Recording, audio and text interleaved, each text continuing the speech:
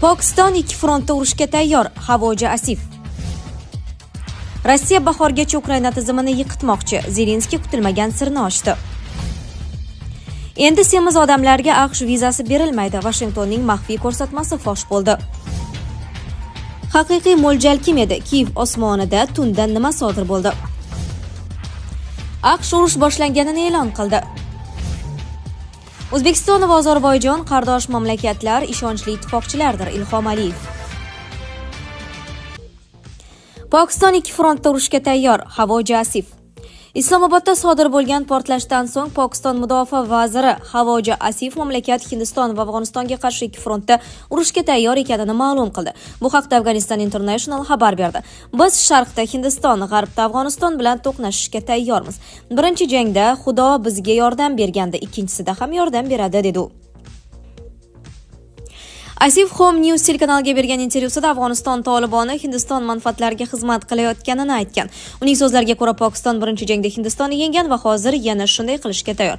Shuningdek, mudofaa vaziri Tolibon bilan muzokaralarga qarshi emasligini, lekin muloqot faqat halollik va samimiyat asosida olib borilishi kerakligini ta'kidlagan.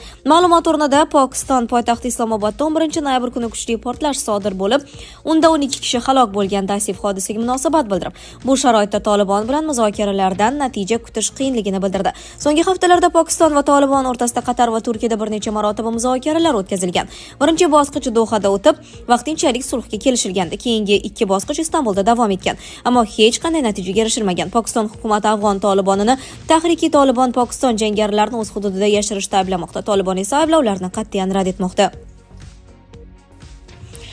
Rossiya bahorgacha Ukraina tizimini yiqitmoqchi. Zelenskiy kutilmagan sirni ochdi.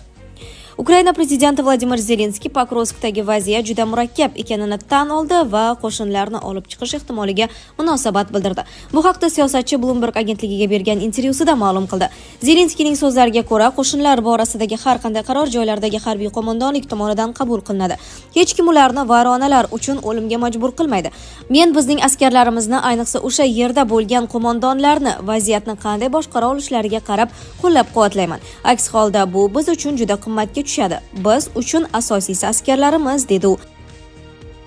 Zelenskiyning aytishicha, Rossiya Pokrovskda g'alaba qozonishga intilmoqda.